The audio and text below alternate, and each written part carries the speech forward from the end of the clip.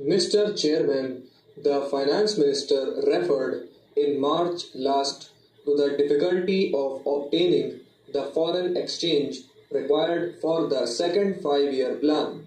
He referred to it again in May last, but he said that whatever the difficulties might be, he believed that sufficient resources would be available for the hardcore of the plan.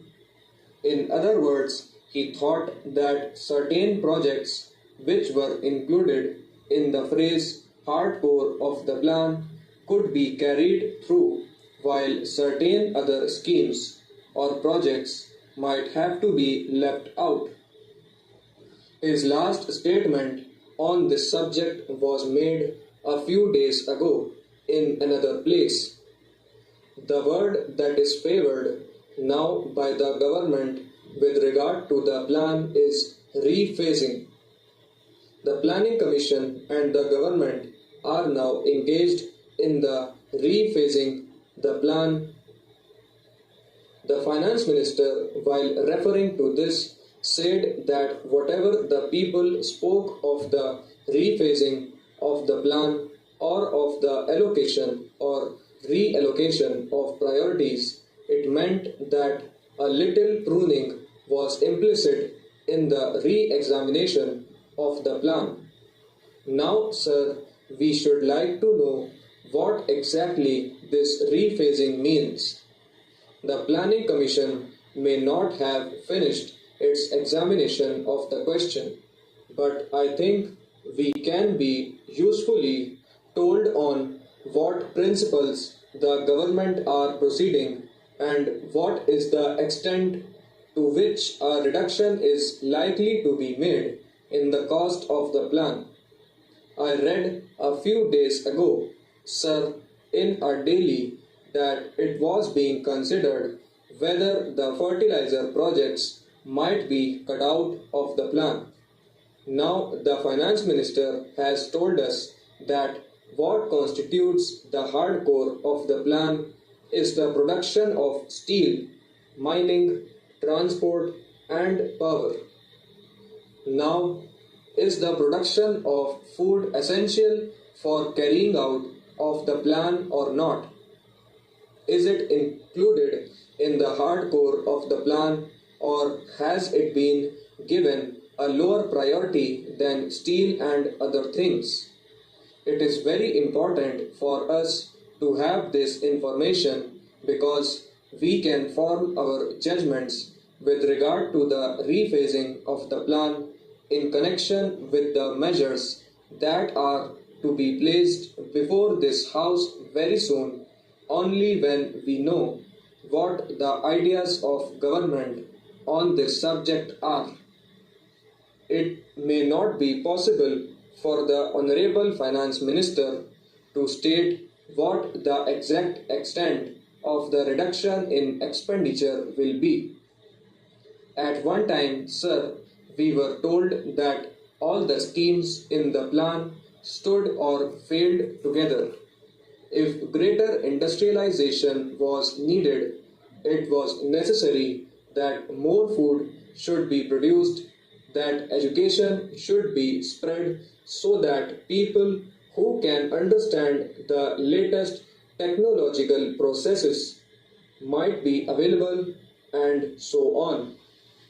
It is this that makes it necessary for us to ask how the ideas of the government on this subject have changed and what, broadly speaking, they propose to do now in view of the shortage of foreign exchange and the danger of having recourse to deficit financing to a large extent. Sir, I referred a minute ago to the importance of increasing food production. Now, several measures have been taken by Parliament and by government to make more food available to the people. The Essential Commodities Act was amended last year in order to give government the power to requisition stocks believed to be hoarded by grain dealers. Then it was announced that India was being divided into a number of zones because it was believed that restrictions on the free movement of food grains would bring down their prices and consequently lessen the temptation to hold.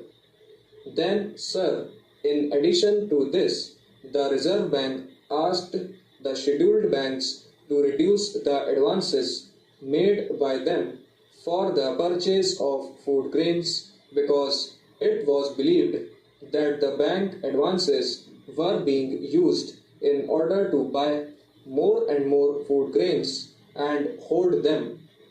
As a result of these measures, the food minister could say 3 or 4 weeks ago that the rise in food prices had already been checked. Let us see first how far the production of food has increased and to what extent prices have fallen. I shall take first the production of food.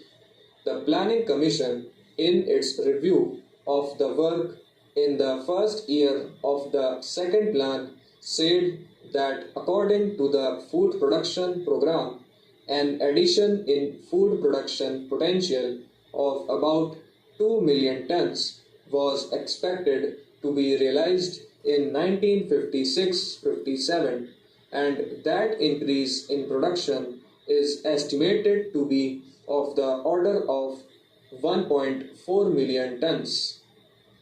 The statement made by the Planning Commission depended on the forecast made at the end of April by the Food and Agriculture Ministry.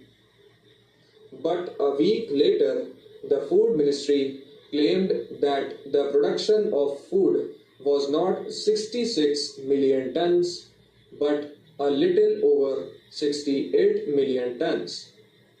There was a difference of about 2 million tons in the two estimates made at an interval of a fortnight.